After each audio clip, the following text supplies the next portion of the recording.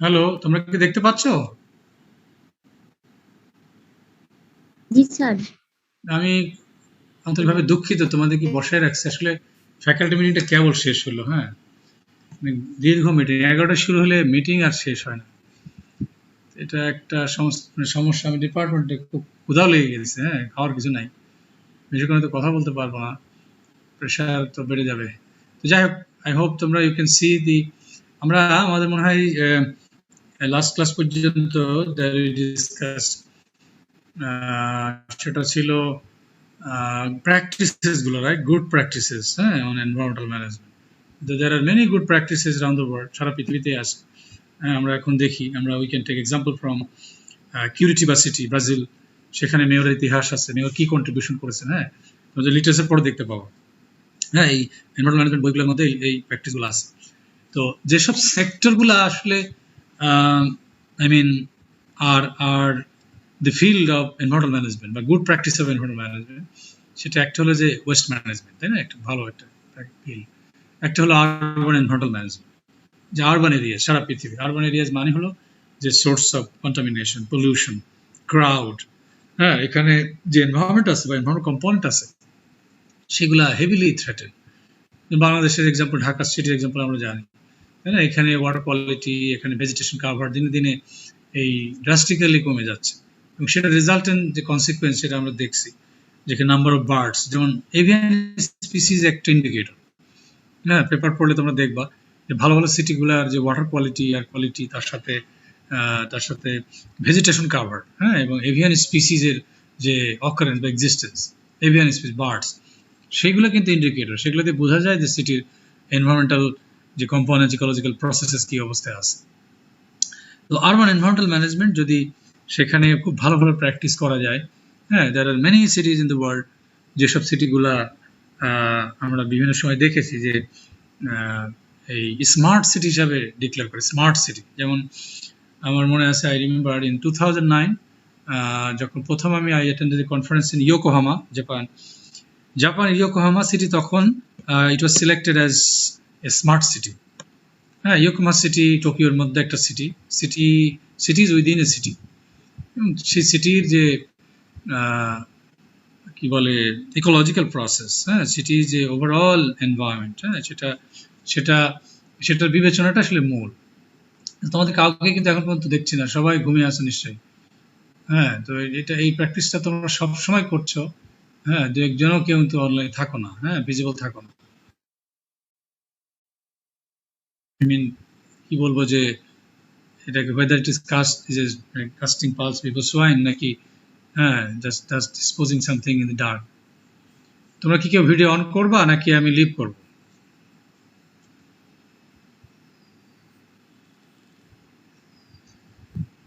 হ্যাঁ, অনেক ছেলে মেয়ে আছে যারা আজ পর্যন্ত কিন্তু ভিডিও অন করেনি। হ্যাঁ, এখন সামনে পরীক্ষাটা হবে, তোমাদের ভ্যালুয়েশন বলেছি করতে। কারণ তোমরা বেশিরভাগই intentionally you don't want to make yourself available on video। তোমরা কি আমার কথা শুনতে পাচ্ছ না পাচ্ছ না? জি স্যার, শুনতে পাচ্ছি। হ্যাঁ, জি স্যার, আমি মানে তোমাদের প্রবলেমটা কি আমি বুঝি না, কেন তোমরা ক্লাস হয় বাচ্চারা সব কি করে, সবসময় ভিডিও অন করে থাকতে হয়। আমি I really don't know what's your problem. তোমরা কি মানে খুব রিল্যাক্স হয়ে গেছে সবকিছুতে? হ্যাঁ, তোমরা একটু অ্যাক্টিভ থাকো। তোমরা অ্যাক্টিভ থাকলে তো আমরা অ্যাক্টিভেটেড হই, যে না ছাত্ররা খুবই অ্যাক্টিভ, পার্টিসিপেট করে, সবাই পাওয়া যায় কথা বললে। কাউকে দেখি না, না এমনি চেহারা দেখি না, অনলাইনে ক্লাস নেই, তার মধ্যে একটা ভূতের অবস্থা যে কেউ কাউকে দেখছে না, এমনি আন্দাজে কথা বলছে। তোমরা you people are continuously doing this same. দেখি কয়জন তোমরা আসো। হ্যাঁ, এখন হয়তো 8-10 জনকে দেখছি। বেশিরভাগই তোমরা সিরিয়াস না। হয়তো 2-1 মিনিট এদিক ওদিক হতে পারে, যে ঠিক আছে ফর দ্য টাইমিং সমস্যা আছে। তা দেখো, আউট অফ 67 বাকিরা সব out। তো এই যে ক্লাস নেওয়ার যে একটা ইনসেন্টিভ থাকে, হ্যাঁ, সেটা আসলে থাকে না আর। হ্যাঁ, ক্লাস তোমাদের ইভ্যালুয়েশন তোমাদের যে কথা বলছি যে গুড প্র্যাকটিসেস এর মধ্যে এই আরবান এনভায়রনমেন্টাল ম্যানেজমেন্ট এটা একটা গ্লোবালি অনেক সিরিজ আছে সারা পৃথিবীতে, সেই সিটিগুলা ভীষণ এফিশিয়েন্ট, হ্যাঁ ভীষণ efficient in terms of having very good environment quality. তোমাদের এক্সপিরিয়েন্স হবে, হ্যাঁ তোমরা মাস্টার্স করে যখন বাইরে যাবা, আগামী বছর যদি অনেক চলে যাবো, তখন তোমরা ইউ উইল রিয়েলাইজ যে একটা সিটি যাকে বলে, সিটি মানে আমাদের মতো এত ক্রাউড, এত নয়েজ, এত poor environmental quality, air quality, water quality, হ্যাঁ poor existence, low existence of water bodies অথবা এভিয়ান স্পিসিস যেটা বললাম। তো এই সমস্ত ইন্ডিকেটরের বিবেচনায় যদি খুব ভালো ভালো প্র্যাকটিসেস প্র্যাকটিসগুলো কিন্তু আমাদের করতে হবে, যে আমরা কি প্র্যাকটিস করলে আমরা will support the existence of avian species, যে বড় গাছ নাকি রুফটপ গার্ডেনিং অথবা ভেজিটেশন কাভার এনহ্যান্স করা বা ওয়াটার কোয়ালিটি ধরে রাখা, অনেক বেশি জীবন মানে ব্লু নেটওয়ার্ক এটাকে এনহ্যান্স করা বা গ্রিন নেটওয়ার্ক, হ্যাঁ এতে করে অনেক জীববৈচিত্র্য অ্যাকুয়াটিক এবং টেরেস্ট্রিয়াল বোথ অর্গানিজমস হ্যাঁ সেখানে তৈরি হবে। সত্যি কথা বলতে কি যে তোমরা ইউ অলসো বিলিভ ইট, যে তুমি যদি বার্ডকে ইনভাইট করতে চাও, বার্ড কোত্থেকে আসবে? হাওয়ায় তৈরি হবে। হ্যাঁ ইউ বিলিভ মি, তুমি ফ্রুট ট্রি এগুলাকে বেশি বেশি প্ল্যান্টেশন করো, হ্যাঁ তুমি ফিরে আনো, দেখো যে কিভাবে পাখি তৈরি হয়, তাই না? পাখির বিরাট ইন্ডিকেটর, তাদের নেস্টিং, তাদের মোবিলিটি, তাদের ফরেজিং, তাদের প্রোডাক্টিভিটি, হ্যাঁ এই সমস্ত কিছু ডিপেন্ড করে তাদের তাদের হ্যাবিটেটের উপর। হ্যাবিটেট, হ্যাঁ you bring them, you give them habitats, so they will automatically restored হবেই। অনেক এক্সাম্পল আছে বললাম তো, হ্যাঁ যে ইংল্যান্ডের রানীর যে বাসভবন বাকিংহাম প্যালেস, ওইখানে একটা খুব সুন্দর বিরাট পার্কের মধ্যে বাড়ি, বিরাট পার্ক, এবং সেখানে সুন্দর ওয়েটল্যান্ড আছে, জলাভূমি। ওয়েটল্যান্ড মানে ন্যাচারাল, গাছ পড়ে আছে, গাছের উপরে পাখি বসছে, সেখানে তারা গোসল করে, তারা ডিম পাড়ে, মানে একটা মনে হয় ওয়াইল্ডারনেস সেখানে এক্সিস্ট করে। তো তুমি চেষ্টা করে দেখতে পারো, বিকজ ইন দ্য পাস্ট আমাদের গ্রাম অঞ্চলে অনেক যে ফলজ গাছ ছিল, হ্যাঁ এই যে যেগুলাতে অনেক পাখি সাপোর্ট করে, বিশেষ করে কাঁঠাল গাছ, জাম গাছ, অনেক পাখি ফ্রেন্ডলি। তো পাখি কেন থাকে? হ্যাবিটেট লস এগুলো থাকবে না, তাই না? যে কোনো অর্গানিজম। তো আমাদের হিউম্যান বিইংস, আমাদের অনেক প্র্যাকটিসেস আছে যে প্র্যাকটিসগুলা অনেক বেশি সাপোর্টিভ হবে, হ্যাঁ in maintaining these essential ecological processes, বা in enhancing, fostering the quality of ecological processes। এবং সেখানে যত বেশি জীববৈচিত্র্য থাকবে, এবং বিভিন্ন জীববৈচিত্র্য কিন্তু পারফর্মিং ডিফারেন্ট রোলস এবং ফাংশনস, যার ফলে অনেক বেশি মাল্টিফাংশনাল এনভায়রনমেন্ট হবে, যেটা খুবই ডাইভার্সিফাইড হবে, এবং সেটাই কিন্তু এনভায়রনমেন্টের expectation, environment point of view, সেটা সবচেয়ে বেশি সাস্টেনেবল এবং এবং কি বলে যে আইডিয়াল কন্ডিশন। তো এইরকম good practices round the world again আছে, অনেক আছে। ওয়েস্ট ম্যানেজমেন্ট, শহরের বায়োডাইভার্সিটি ম্যানেজমেন্ট, শহরের কোয়ালিটি এয়ার কোয়ালিটি ম্যানেজমেন্ট, তাই না, গাছপালা networking, blue networking, water networking ইত্যাদি ইত্যাদি, এটা সব প্র্যাকটিসেস। ওয়েস্ট ম্যানেজমেন্ট একটা practice, urban environment practice, eco tourism based environmental management, এটাও একটা গুড প্র্যাকটিস। অনেক দেশে আছে ইকো ট্যুরিজম, হ্যাঁ এখানে যারা ইকো ট্যুরিস্ট, হ্যাঁ ইকো ট্যুরিস্ট আর সাধারণ ট্যুরিস্টের মধ্যে কিছু পার্থক্য আছে। হ্যাঁ যারা ইকো ট্যুরিস্ট তারা বেসিক্যালি ইকোসিস্টেম বেসড ট্যুরিস্ট, তাই না, ইকোসিস্টেম লাভার তারা। যেমন তারা শুধু সিনিক বিউটিকে এনজয় করে না, তাদের কিছু ডেডিকেটেড রেসপন্সিবিলিটি থাকবে, রোল থাকে। হ্যাঁ যেমন তারা একটা ওয়াইল্ডারনেস বা একটা ন্যাশনাল পার্কে গেলে there will be certain areas for their living, for their entertainment, তারা ট্রেন করে থাকবে। হ্যাঁ তাদের বিশেষ ট্রেনিং লাগে, কারণ তারা যে ট্রেইলগুলো ব্যবহার করে, হ্যাঁ নেচার ট্রেইলগুলা, সেখানে তাদের অনেক রেসপন্সিবিলিটি থাকে, তাদের ট্রেনিং দিতে হয়। ইকো ট্যুরিস্ট যে কেউ হতে পারে না, হ্যাঁ অনেক রেসপন্সিবল বিহেভ করতে হয়, তা নাহলে ট্যুরিস্ট আবার অনেক বেশি হয়ে গেলে প্রোটেক্টেড এরিয়া বা রিজার্ভ বা ইকোসিস্টেম ধ্বংস হয়ে যায়। তাদের ফুটপ্রিন্ট বেশি পড়লে, তাদের নয়েজ, তাদের অনেক ডিসপোজালস, হ্যাঁ অনেক রেকর্ড আছে। কারণ আমরা যে গেলে সুন্দরবন তোমাদের নিয়ে যাই, তোমরা চিৎকার চেঁচানো শুরু করে দিবা, হ্যাঁ এই কোথায় আসছি মানে একেবারে এরকম অনেক এক্সাম্পল আছে। কিন্তু তোমাদেরকেও শিখতে হবে যে আসলে how to be a good tourist, তাই না? একটা পানির বোতল ফট করে এরকম ঢিল মারি দিলা পানির মধ্যে, কথার কথা একটা মেসের কাঠি ফেলে দিলে আগুন ধরে গেল, এরকম অনেক এক্সাম্পল কিন্তু আছে। হ্যাঁ, আমি সেকেন্ডারি ফিল্ড ট্রিপে নিয়ে গেছি সেই যে সুমাইয়াদের ব্যাস, হ্যাঁ 2011 সালে। এরা কি করেছে, এদের এদের রাতের বেলা, শীতের রাত, হ্যাঁ আমি পরের দিন আমরা একটা স্টিমারে করে সমুদ্রে যাব, মানে সুন্দরবন দেখতে ভিতরে। হ্যাঁ, এর মধ্যে রাতের বেলা যখন পরের দিন চলে আসব, সকালে লোকজন, হোটেলের লোকজনকে থ্যাংক ইউ দিচ্ছি, কিছু টাকা পয়সা যেটা টিপস দিলাম, তারা খুশি না, তার মন খারাপ। কি হয়েছে? পরে শুনলাম আমাদের ছাত্ররা একটা ট্রলারে করে এই সুন্দরবন চলে গেছে আগে। তারপর তারা সারা রাত ধরে হই হুল্লা করেছে, ওই কনস্ট্রাকশন কাঠ পুড়িয়ে আগুন জ্বালিয়ে তারা আরেক হোটেলে আমরা ছিলাম না। এত ডেসপারেট, ডেঞ্জারাস। হ্যাঁ, মানে কার বার্থডে সেলিব্রেট করতে একটা নৌকা নিয়ে চলে গেছে সুন্দরবনে আগেই, তাহলে বোঝো কত ডেঞ্জারাস। হ্যাঁ, ইউ পিপল আর, বা আমরা নিজেদেরকেই বলি আমরা। এখন এই যে রেসপন্সিবল বিহেভ করতে হবে, এবং ইকো ট্যুরিজমের মাধ্যমে সারা পৃথিবীতেই যে ইকোসিস্টেমকে আরো বেশি মেনটেন করা যায়, আরো বায়োডাইভার্সিটি এনহ্যান্স করা যায়। হ্যাঁ, সেক্ষেত্রে রিজার্ভের জন্য একটা বড় রেভিনিউ জেনারেশন হয়, কারণ টাকা পয়সা লাগে তো। হ্যাঁ, এই রিজার্ভ ম্যানেজ করতে, সুন্দরবন ম্যানেজ করতে, বা প্রোটেক্টেড এরিয়া ম্যানেজ করতে গেলে। তো দের আর মানে wonderful examples in the world, যেখানে যখন বাইরে বাইরে দেখবা তখন বুঝতে পারবা ন্যাশনাল পার্কস, অনেক ন্যাশনাল পার্ক আছে যেগুলা এফিশিয়েন্টলি ম্যানেজড। হ্যাঁ, এবং সিটিগুলা এত সুন্দর করে ম্যানেজ। তো this way that human beings is practices how they can be made supportive, constructive, right, to fostering the existence of living organisms by environmental quality, by essential ecological processes. ঠিক আছে? তো এইগুলা অ্যাসেসমেন্টের অনেক টুলস টেকনিক্স আছে, হ্যাঁ, যেগুলা আলোচনার বিষয়। অনেক টুলস টেকনিক্স আছে যেগুলা দিয়ে অ্যাসেস করা যায় এনভায়রনমেন্টাল কোয়ালিটি, যেমন রিমোট সেন্সিং একটা, যেমন জিআইএস হতে পারে, যেমন মনিটরিং, ডেটা কালেকশন। হ্যাঁ, অনেক কনসেপ্ট আছে, ইকোলজিক্যাল অডিটিং। হ্যাঁ, ইকোলজিক্যাল কি বলে যে এই যে অডিট করি যেটা আমরা, ইকোলজিক্যাল অডিটিং, হ্যাঁ, মনিটরিং। তারপরে এরকম অনেক ধরনের টুলস আছে, environmental impact assessment, initial environmental examination, এরকম ছোট ছোট ছোট অনেক tools that are already devised in place, যেগুলো দিয়ে এনভায়রনমেন্টাল প্রসেসকে বা এক্সিস্টিং এনভায়রনমেন্টাল কন্ডিশনকে অ্যাসেস করা যায়, ইভ্যালুয়েট করা যায়। ঠিক আছে? তো এই অ্যাপ্লিকেশনগুলো খুব ইম্পর্টেন্ট এখন করা হচ্ছে, যেমন ল্যান্ড ইউজ, ল্যান্ড কভার আমরা দেখছি সহজেই রিমোট সেন্সিং ডেটা থেকে 20, 30, 40, 50 বছরে কি চেঞ্জেস হচ্ছে।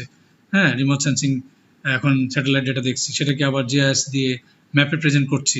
তো ইজিলি আমরা পাশাপাশি অ্যানালাইজ করতে পারি যে over time how the land cover, land use is being change, তাই না? খুব সহজে করতে পারি। তো এই ধরনের টুলস টেকনিক্স, অনেক ধরনের টুলস টেকনিক আছে, সেগুলা প্রথম থেকে কিছু কিছু আলোচনাও করেছি আমরা। হ্যাঁ, সেগুলো কিছু কিছু আলোচনা করেছি, সেই সব টুলগুলো ব্যবহার হচ্ছে। তো যাই হোক, এটা একটা জিনিস। আর এখন আমাদের যে ডিসকাশনের বিষয় সেটা হলো যে জন্য আমি, আর আমাদের সময় বেশি নেই, তোমাদের পরীক্ষাও সামনে মনে হয় চলে আসবে। এটা ফিজিক্যালি হবে না, অনলাইনে তো আলোচনা হচ্ছে। তো সেটা হলো স্ট্র্যাটেজিক এনভায়রনমেন্টাল প্ল্যানিং। হ্যাঁ, এটা খুব ইম্পর্টেন্ট একটা পার্ট অফ দিস কোর্স, যে স্ট্র্যাটেজিক এনভায়রনমেন্টাল প্ল্যানিং কিভাবে the existing, particularly the manufacturing units, industrial units, those who are reported to be the large contributor of contamination by emission, সেটাকে যদি আমরা কিভাবে তাদের প্রবলেমগুলোকে বুঝতে হবে, আন্ডারস্ট্যান্ডিং এনভায়রনমেন্টাল প্রবলেমস, ইস্যুস ভালো করে বুঝতে হবে, অ্যান্ড দেন কি স্ট্র্যাটেজিক প্ল্যানিং করলে হ্যাঁ আমরা শিশুগুলোকে অ্যাড্রেস করতে পারবো, and how efficiently we can enhance, হ্যাঁ, বা প্রমোট এফিসিয়েন্সিস, হ্যাঁ, ইন ইন্ডাস্ট্রিয়াল প্রোডাকশন। যেটা প্রয়োজন হতে পারে যে এটাকে ট্রান্সফর্ম করতে হতে পারে। হ্যাঁ, ট্রান্সফরমেশন ইজ ভেরি ইম্পর্টেন্ট। অনেক এক্সিস্টিং ইন্ডাস্ট্রি যেগুলো অনেক পুরনো হয়ে গেছে, সেগুলোকে ট্রান্সফর্ম করতে হবে, হ্যাঁ, in terms of their production system, materials used, appliances used by employees, with better training, সেইগুলোকে আমাদের ইভ্যালুয়েট করতে হবে। আমাদের দেশে যত ইন্ডাস্ট্রি আছে, বিভিন্ন ধরনের ইন্ডাস্ট্রি, সেটাকে আইডেন্টিফাই করা। অলরেডি অনেক ধরনের স্টাডি হচ্ছে, এটা ধরো জেনারেলাইজ, এটা যেহেতু লিটারেচার থেকে নেওয়া, এটা সারা বিশ্বের, এটা আমার দেশের না। হ্যাঁ, এবং ইন্ডাস্ট্রিগুলোকে একটা রেগুলেশনের আওতায় আনা। তো আমাদের এখানে সমস্যার কোনো শেষ নাই, যার ফলে এনভায়রনমেন্টের অবস্থা এরকম। আমাদের একদিকে ডিওই আমাদের আছে, আমাদের আইন কানুন আছে, এনভায়রনমেন্টাল ল, একটা বিরাট বই আছে তোমাদেরকে, আমি দেখেছি না জানি না, হ্যাঁ বাইরে দেখার জন্য হয়তো তোমাদের share করেছি। এই যে এইরকম একটা মোটা সাইজের বই তোমরা দেখতে পাচ্ছ, হ্যাঁ কত মোটা একটা বই দেখছো? Laws regulating environment in Bangladesh, laws regulating in Bangladesh, হ্যাঁ এটা টোটাল পেজ হলো 1100 কত পাতা, 72 পাতা, 1172। হ্যাঁ এই এই এই আইন কানুনের বই, এই জন্য দেশের এনভায়রনমেন্ট অবস্থা তো খারাপ। মানে এটা আমার ওই প্রফেসর আসিফ নজরুলের একটা লেখার কথা মনে পড়ে যায়। হ্যাঁ উনি লিখেছে, প্রথম আলোতে পড়েছি যে তারা মালদ্বীপের কি বলে কনস্টিটিউশন রিফর্ম মানে রিভাইজ রিভিশন করার জন্য যাচ্ছে প্লেনের মধ্যে ডক্টর কামালকে বলছে যে এদের তো কনস্টিটিউশন অনেক সুন্দর স্যার, হ্যাঁ দারুণ দারুণ জিনিস। তো ডক্টর কামাল তখন বলছে যে হ্যাঁ এটা লিখিতই আছে শুধু, বাস্তবে আর কিছু নাই। বুঝতে পারছো যে লেখার কথা সুন্দর সুন্দর কথা। তো আমাদের এনভায়রনমেন্টাল ল যে বিশাল 1200 পাতার, তা আমাদের এনভায়রনমেন্টাল অবস্থা যেন এত খারাপ হতো না, তাই না? আবার বলা হয় ব্রিটিশ পার্লামেন্টের কোনো সংবিধান লেখাই নেই, তাই না? কিন্তু সেখানে সবকিছু এর মধ্যে চলছে। তো বিষয়গুলো এরকম আর কি।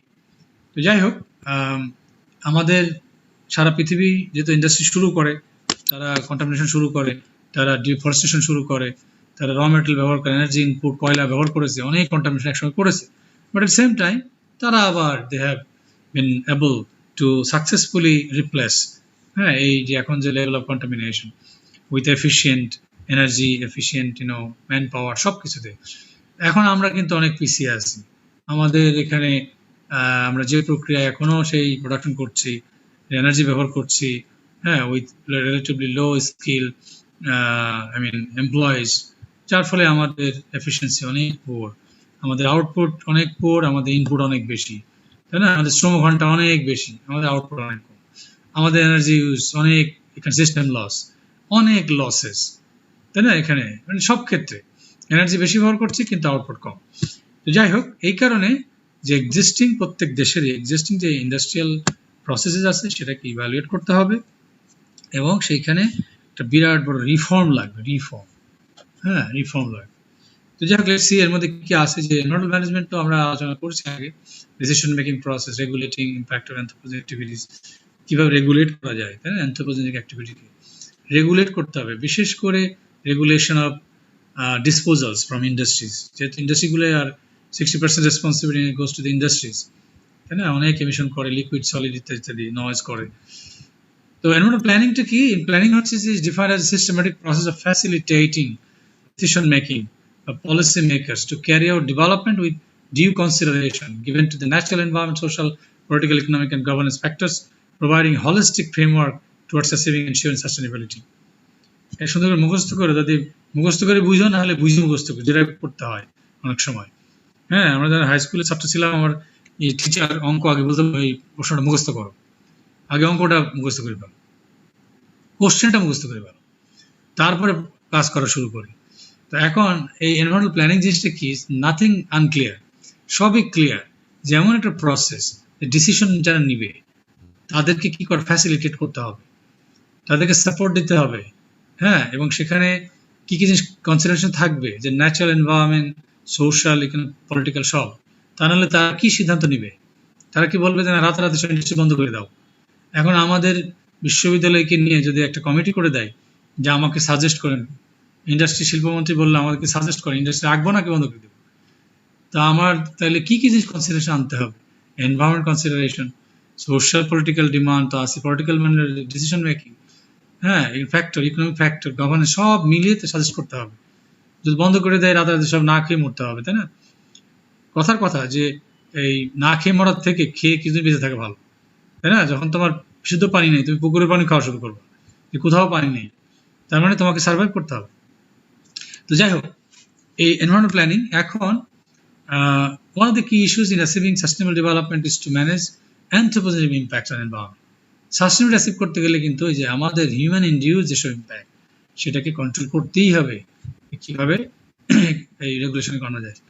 The policy integration of environment are of major concerns that already we have discussed and particularly created by human industries. Industry কিন্তু মেন কালপ্রিট, হ্যাঁ এটা মাথায় রাখতে। ইন্ডাস্ট্রি সব শেষ করবে, বুড়িগঙ্গা বলো, অন্যান্য নদী, তাই না? সব জায়গায় Gazipur, Narayanganj, whatever I mean the situation existing all over the country, আমাদের দেশের পয়েন্ট অফ ভিউ সব কিন্তু is done by the natural environment, I mean industries.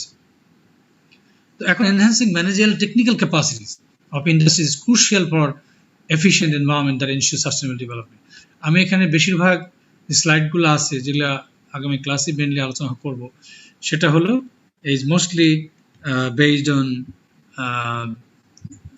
কি বলে তার নাম, এনভায়রনমেন্টাল ম্যানেজমেন্ট বাই ক্রিশ্চিয়ান মাডু দুইজন এবং সিজে ব্যারো, এই দুইজনের, হ্যাঁ, সিজে ব্যারো এবং ক্রিশ্চিয়ান মাডু দুইজনের লিটারেচার তোমরা সব পড়লে বুঝতে পারবা এখানে যে লিটারেচারগুলো আছে খুবই রেলিভেন্ট।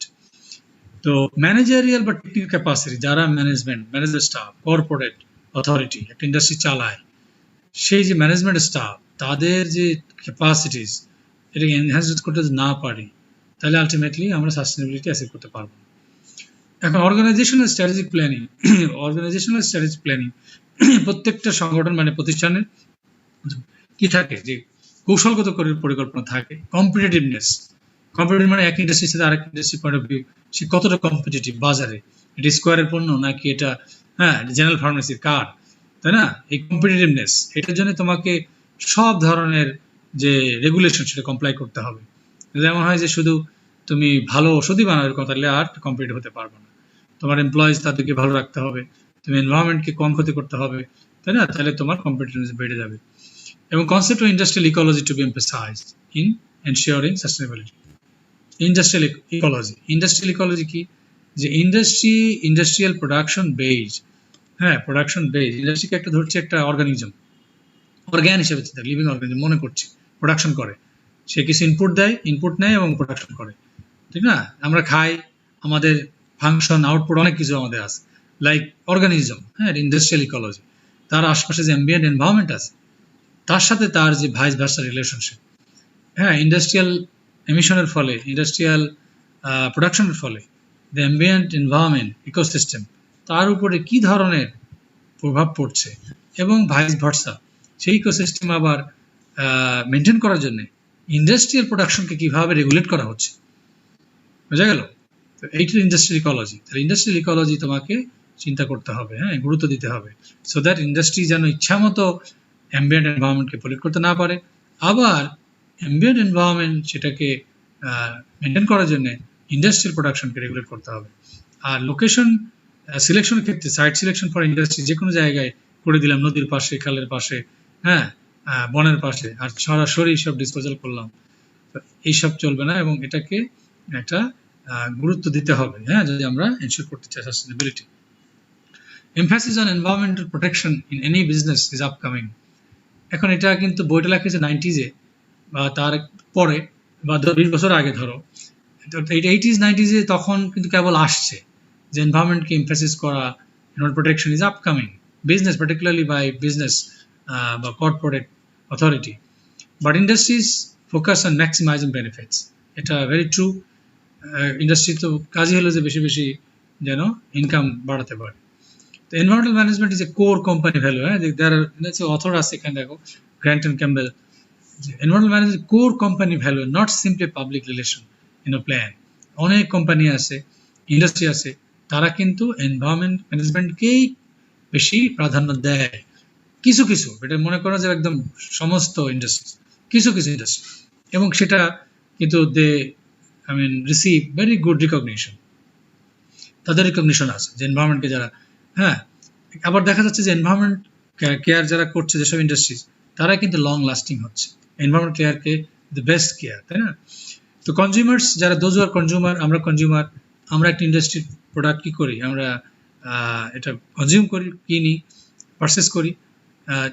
আমরা যদি এই কেয়ারফুল হই, যে আমি কি স্কোয়ারের পণ্যটা কিনলাম, এই পণ্যটা এটা কিনলাম যে এটা এর কি কি ভাবে তৈরি হয়েছে, ইম্প্যাক্টটা কি, কতটুকু কার্বন ডাইঅক্সাইড এমিট করেছে, কতটুকু পয়জনাস সাবস্ট্যান্সেস ডিসপোজ করেছে, আমরা যদি এইভাবে এটাকে ইভ্যালুয়েট করি, বিদেশে যেভাবে প্রত্যেকটা প্রোডাক্টের গায়ে লেখা থাকে, এটা কি জিএমও কিনা, এটা কি মডিফাইড কিনা, এটা ইনগ্রেডিয়েন্ট কি, ইত্যাদি ইত্যাদি, তাইলে কি হবে যে উই কনজিউমার্স আমরা কিন্তু গ্লোবালি দেখা যাচ্ছে they are gradually shifting their priorities and supporting products and services that are environment friendly. এটা আমাদের মতো, আমরা তো মূর্খ, অনেক সময় দেখি যে we people perceive we don't care about the environmental impacts triggered by the generation of the product. আমরা চিন্তা করি না, but it is a serious concern to many consumers around the world. I mean particularly those who are well educated, well aware. তার মানে এই যে কনজিউমারদের মধ্যে awareness, হ্যাঁ, গ্রাজুয়ালি কিন্তু এটা বাড়ছে, ইজ ইনক্রিজিং, their priority বাড়ছে যে আসলে প্রোডাক্ট আসলে এনভায়রনমেন্ট ফ্রেন্ডলি কিনা। ওকে, তো গ্র্যান্ড ক্যাম্বেল তারা also note that the environment can be integrated into the corporate culture in several ways. আমি এই স্লাইডটা বলে শেষ করবো, তারপর আবার আগামী দিন আমাদের অনেকক্ষণ বসে রাখছি, তো আই হোপ যে নেক্সট উইক ইনশাল্লাহ আমরা will start right on time. তো তারা বলছেন কি যে environment can be integrated into the corporate culture in several ways. Corporate কালচারে অর্থাৎ যারা ম্যানেজমেন্ট অথরিটি, এখন আমাদের মানে time and again I give example from our context. আমাদের এখানে পুরান ঢাকার একটা ইন্ডাস্ট্রির মালিক মনে করো লুঙ্গি পরে, পান খায়, তাই না, তার লেখাপড়া জানে না, কলম, সে বলবে আরে এনভায়রনমেন্ট আমার কি জিনিস, হ্যাঁ, আরে পরিবেশ কি জিনিস মিয়া, এটা আমার প্রোডাক্ট তৈরি করছি বা সে না আর কি, সে বুড়ি ধ্বংস হলো না কি হলো এইসব তার কিন্তু তার কোনো কনসার্ন না, তাই না। কিন্তু এটা অলরেডি এস্টাবলিশ, লিটারেচারে বলছে অথররা যে আমরা এই কর্পোরেট কালচার যারা আছে ম্যানেজমেন্ট অথরিটি, তাদেরকে আমরা কি করতে পারি, তাদেরকে এনভায়রনমেন্ট কনসেপ্টটা, এনভায়রনমেন্টের প্রায়োরিটি তাদেরকে আমরা ইন্টিগ্রেট করতে পারি ইন্ডাস্ট্রি প্রোডাকশনের ক্ষেত্রে। সেটা কি expanded innovation and productivity. Expanded innovation and productivity, পৃথিবীর উন্নত বিশ্বের প্রত্যেক কোম্পানিতে, ইন্ডাস্ট্রিতে সায়েন্টিস্ট থাকে, পাস করা সায়েন্টিস্ট, হ্যাঁ, এবং তারা রিসার্চার, তারা continuously they do research, they try to explore innovations, হ্যাঁ, এবং they do market survey. Market survey কয়দিন পর পর একটা প্রোডাক্ট কিনতে গেছি, যে নিভিয়া একটা ক্রিম, আচ্ছা এরপরে 1 মাস পরে দেখছি এই কালারটা নাই, ব্যাপারটা ওই কালারটা কোথায় গেল, তো তার মানে অলরেডি চেঞ্জড। তারা মার্কেট সার্ভে করে, তারা কনজিউমারদের প্রিফারেন্স তারা অ্যাসেস করে, এবং তারা regularly they are making innovations. Otherwise তারা কিন্তু they can't be in the market, they can't be competitive. এটা আমাদের বাংলাদেশ না, আমাদের ওই জিঞ্জিরার মধ্যে পচা ধসা মাল কি কি দিয়ে দেয়, হ্যাঁ, এই যে কি বলে পুরোনো কন্টেনারের ভিতরে, হ্যাঁ, আমরা তো জানি না, তাই না, কোথেকে কি মনে হয় তো সন্দেহজনক, অনেক নিউ মার্কেট থেকে কিনি খোলা থাকে। তো এটা খুবই একটা রিস্কি একটা এনভায়রনমেন্টে আমরা বসবাস করি। আমাদের এখানে না কনজিউমার রাইট, না আছে যারা কি বলে কেয়ারনেস বা awareness of the corporate authority, খালি maximising profit this way that way, হ্যাঁ, যে সোসাইটি ধ্বংস। ইনোভেশন অ্যান্ড প্রোডাক্টিভিটি যদি এক্সপ্যান্ডেড হয়, কন্টিনিউয়াসলি যদি রিসার্চ করা হয় একটা ইন্ডাস্ট্রিতে, তারা কিন্তু টিকে থাকবে, তারা সাস্টেনেবল হবে, যে কিভাবে ইনোভেশন আনা যায়, এবং ইনোভেশন আনতে গেলেই তখন তাদের they have to be compatible with environment. Better environmental performance, যে ইন্ডাস্ট্রির মাধ্যমে এনভায়রনমেন্টাল পারফরমেন্স, যে ওয়াটার কোয়ালিটি, আমরা পানি ছেড়ে দিচ্ছি ইন্ডাস্ট্রি থেকে, যেন অ্যাম্বিয়েন্ট ওয়াটার কোয়ালিটি নষ্ট না হয়ে যায়, অ্যাকোয়াটিক এনভায়রনমেন্ট ভালো থাকে, aquatic I mean ambient, industrial ambient যে ইকোলজিক্যাল প্রসেস আছে, অ্যাকোয়াটিক ইকোসিস্টেম বা ইত্যাদি ইত্যাদি, তাদের পারফরমেন্স যেন ভালো থাকে, এগুলো কিন্তু সবসময় অ্যাসেস করতে হবে। তাহলে সেই ইন্ডাস্ট্রি তার যদি বেটার হেলথ কেয়ার, সবাই তার যদি আউটপুট, তার এফিসিয়েন্সি, তার এনভায়রনমেন্টাল পারফরমেন্স, যে ওয়াটার কোয়ালিটি বা এমিশন লেভেল ইত্যাদি ইত্যাদি, হ্যাঁ, সে রিকগনিশনও পাবে সেই ইন্ডাস্ট্রি, তাহলে এইটা টিকে থাকতে সুবিধা হবে। ইমপ্রুভ বটম লাইন মানে those were the employees, those worker, আমাদের গার্মেন্টসের শ্রমিকরা, তারা কোথায় থাকে, খায় না, কি লাইফ লিড করে, বেতন পায় না,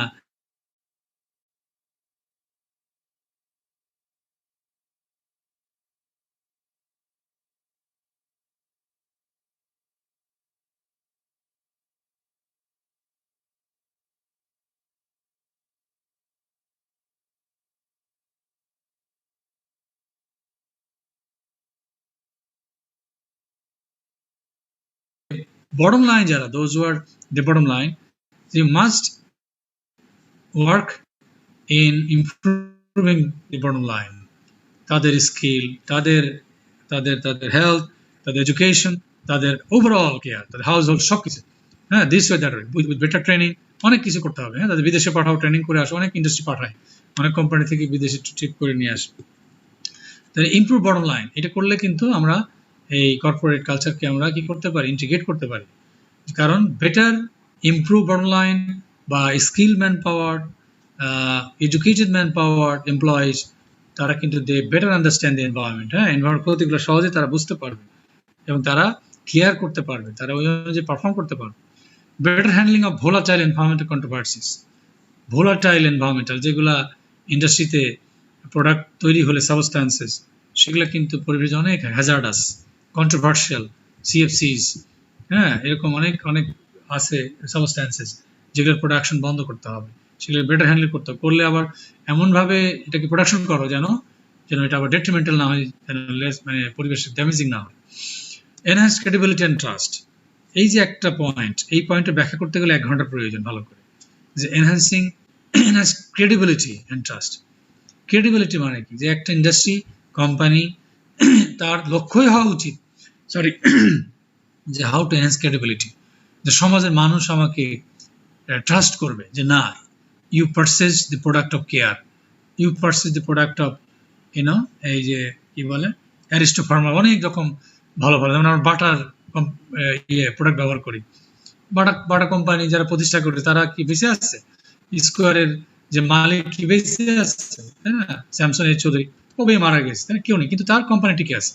তাহলে যদি ক্রেডিবিলিটি নিয়ে কোনো কোম্পানি কাজ করে, যে আমার ক্রেডিবিলিটি অ্যাচিভ করতে হবে, আমাকে যেন বলে যে না এই প্রোডাক্টটা ভালো, চোখ বন্ধ করে গিয়ে আমরা কি করি, একটা ওষুধ কিনে নেই, কার স্কোয়ার, ও কার, এটা চিন্তা করে, আর বাকি চিন্তা করে ওটা অখ্যাত না দিন না, বিপদ হতে পারে, তাই না? আমরা বাটার দোকানে গিয়ে কিন্তু জিজ্ঞেস করি না জুতোর দাম কি, হ্যাঁ আরো কম হবে কিনা, কারণ আমরা জানি যে এগুলা এরকম ফিক্সড প্রাইস এবং কোয়ালিটি এরকম। তার মানে হলো যে এইসব institutions they have long been working in enhancing, establishing their credibility, and they have they have been successful in achieving the societal recognition, societal credibility. বুঝতে পারছো? তার মানে যদি সোসাইটি মনে করে যে না এই প্রোডাক্টগুলো ভালো, এই প্রোডাক্টগুলো ভালো, তাইলে ওই কোম্পানি কিন্তু দরকার নেই হাজার হাজার কোটি টাকা লাভ করার। এখন আমার ভাই ব্যাংকার, ভাইকে জিজ্ঞাসা করি যে আপনার ব্যাংকে যে এত লাভ করে, বলে আগে অনেক বোনাস দিত 4টা 5, এখন কোনো টাকাই দেয় না, এখানে 2টা বোনাস জেনারেল, হয়তো অনেক সময় একটা দেয় না। হ্যাঁ, এরা আজকে এই বছরে 500 কোটি টাকা লাভ করছে, পরের বছর 1000 কোটি টাকা লাভ করবে, এই টার্গেট। এমপ্লয়ীদের জীবন শেষ করে ফেলতেছে ব্যাংকারদের। তাহলে এই যে 1000 কোটি টাকা 2000 কোটি টাকা লাভ করে কি লাভ হবে, যদি এই টাকাটা কার কাজে লাগবে, যদি তোমার কোম্পানি ডাজন্ট বিকাম সাস্টেনেবল, তাই না? তুমি যদি if you don't or if you fail to achieve your employees recognition, your employees ownership, তোমার এমপ্লয়িরা তোমাকে ফিল করে না, ওন করে না। হ্যাঁ, তোমার ব্যাংকার মনে করে যে ওর বেটা ব্যাংকের চেয়ারম্যান খারাপ, এমডি খারাপ, কালকে এখান থেকে কেটে পড়তে হলে বাসি, ব্যাংক চেঞ্জ করে। হ্যাঁ, কারণ তার কিন্তু ওই ট্রাস্টটা নাই ব্যাংকের উপর, তাই না? আমার ইউনিভার্সিটি, ঢাকা ইউনিভার্সিটির কথা বলি, এখানে অনেক সমস্যা আছে, ঠিক বেতন কম এখানে শিক্ষকদের। হ্যাঁ, এই নর্থ সাউথে 2 লাখ টাকা দিয়ে প্রফেসরদের বেতন শুরু হয়, আমাদের কোনো প্রফেসর বোধহয় হাতে 1 লাখ টাকা বেতন পায় না, যত সিনিয়র প্রফেসর। তো তারপরে এখানে কেন থাকে, তাই না? নিশ্চয়ই এই প্রতিষ্ঠানটার কিছু ক্রেডিবিলিটি আছে, কিছু কিছু ট্রাস্ট আছে, কিছু অনার আছে, কিছু যেটাই বলো লিবার্টি আছে, ইত্যাদি ইত্যাদি। এই জন্যে তোমাকে ওই ইনস্টিটিউশন অ্যাজ ইন্ডাস্ট্রি বা কোম্পানি এমপ্লয়ীদেরকে, স্টাফদেরকে এমন কিছু অপরচুনিটি দিতে হবে, ক্রেডিবিলিটি, তার ওনারশিপ, তার বিলঙ্গিংনেস, তার ট্রাস্ট, তাহলে সেটা কিন্তু টিকে থাকবে। হ্যাঁ, এটা টাকা দিয়ে হবে না, যে আমি শুধু 500 কোটি 1000 কোটি 5000 কোটি খালি ইনকাম করলাম কোম্পানির নামে, কিন্তু আমি এমপ্লয়ীদেরকে কোনো কিছু দিলাম না, বা সমাজের মানুষ এটাকে ট্রাস্ট করে না। সমাজের মানুষ মনে করে আরে ওই company Akij BD company, Akij এর তো বেটা আমাদের ডিপার্টমেন্টে 30টা কম্পিউটার কিনছিলাম 2003 সালে, একটা কম্পিউটার চলে নাই, পুরো টাকাটা নষ্ট, চলে গেছে, এখনো সবাই মনে করে। হ্যাঁ, এবং আকিজ বিডি কোম্পানি বিডি থেকে বিভিন্ন ফ্যাক্টরি, ইউনিভার্সিটি বানিয়ে ফেলছে, তারা এখন অনেক মানুষকে পয়সাও দেয়, কারণ ওই আগের নাম ঘোষানো যে আমরা তো খারাপ ছিলাম, তাই না? তাই ক্রেডিবিলিটি কি জিনিস, ট্রাস্ট কি জিনিস তোমরাও বুঝো। মার্কেটে গেলে চিন্তা করো না আড়ঙে যায় নাকি কমক জায়গায় যায়, তাই না? এখানে ভালো কোয়ালিটি জিনিস পাবো। তাহলে বুঝতে পারো যে প্রত্যেকটা কোম্পানি অ্যান্ড ইন্ডাস্ট্রি তাদের কিন্তু ক্রেডিবিলিটি করতে হবে, অ্যাচিভ করতে হবে, এবং ট্রাস্ট অ্যাচিভ করতে হবে, নট যে মানি, অনেক প্রফিট অ্যাচিভ করার তার প্রয়োজন নেই। হ্যাঁ, because from industry, from manufacturing unit company point of view, তোমার সবচেয়ে বড় যে অ্যাসপিরেশন, ডিজায়ার, সেটা হবে সাস্টেনেবিলিটি অ্যাচিভ করা, হাউ টু বি সাস্টেনেবল। কিভাবে টিকে থাকবো, how to be long lasting. আমি যতদিন বাংলাদেশ থাকবে, যতদিন পৃথিবী থাকবে, ততদিন যেন এই কোম্পানি টিকে থাকে। তাহলে সেটা হবে তোমার সবচেয়ে বড় সাস্টেনেবিলিটি, সবচেয়ে বড় ক্রেডিবিলিটি। হ্যাঁ, তুমি 500 কোটি টাকা লাভ করছো, 1000 কোটি, পরের বছর বন্ধ করে দিছো, কিছু লোকের হাতে লাভ, আসলে এটা সাস্টেনেবল হবে না। এক লোক মরে যাবে, মানুষ মরণশীল, সবাই মানুষ মরে যাবে, কিন্তু কোম্পানি টিকে থাকবে, যুগ যুগ মানুষ শত শত বছর মনে রাখবে যে স্কয়ার কোম্পানি তৈরি করছে স্যামসন চৌধুরী। আমি জাস্ট গিভিং এক্সাম্পল। হ্যাঁ, একটা এক্সাম্পল দিচ্ছি, যেরকম যেগুলা well establish, well recognized companies, industry, সেগুলো কিন্তু আমরা মনে রাখি যে এরা ভালো।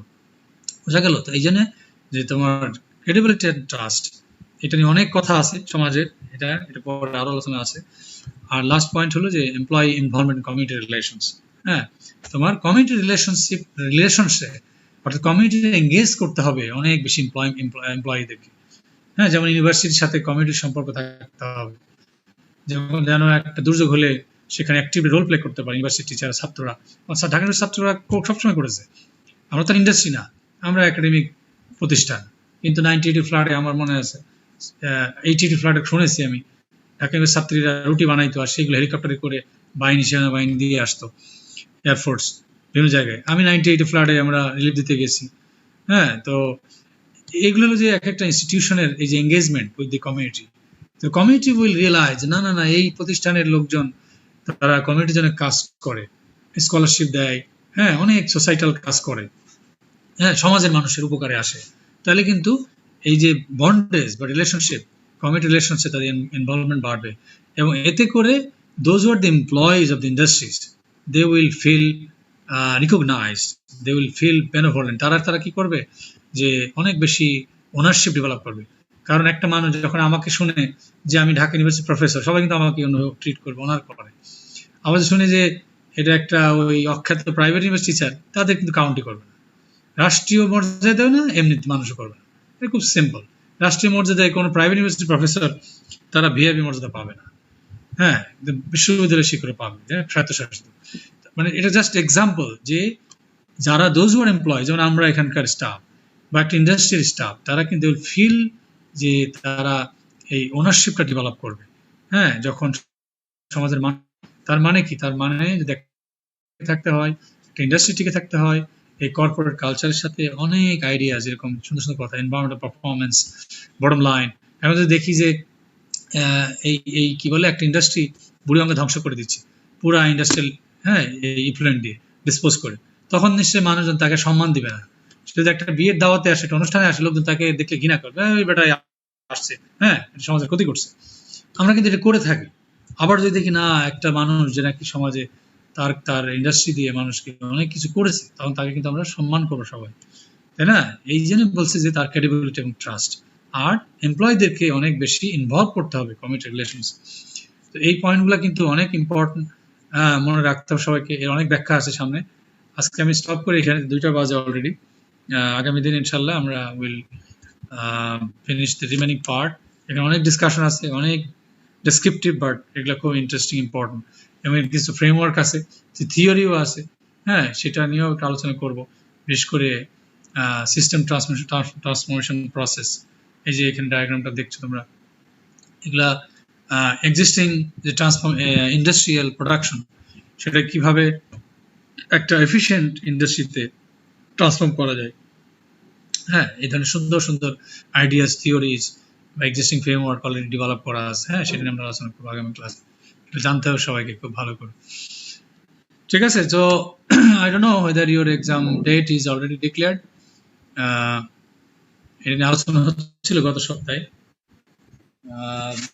মনে হয় ফার্স্ট সেকেন্ড ইয়ার পরীক্ষা হবে, তোমাদেরও বেশি দেরি থাকার কথা না, মনে হয় গ্রাজুয়ালি পরীক্ষা হবে। আমাদের অনলাইন পরীক্ষা নেওয়ারই কথা হচ্ছিল, বাট আই ডোন্ট নো, 18 তারিখে আবার কাউন্সিল আছে, একাডেমিক কাউন্সিল, সেখানে হয়তো বিশ্ববিদ্যালয়ের সিদ্ধান্ত গ্রহণ হবে যে যেহেতু খুলে দিচ্ছে সবকিছু, যে আমরা তাহলে কি আবার ফিজিক্যালি হবে নাকি অনলাইনে হবে। মনে হয় যে ইউনিভার্সিটি না খুলবে না, কাজেই মনে হয় সব অনলাইনেই করতে হবে আমার মনে হয়। তো যাই হোক, কোনো যদি কোশ্চেন থাকে আমাকে বলতে পারো প্লিজ, আর না হলে রোল কল করি যদি কারো কোনো কোশ্চেন থাকে।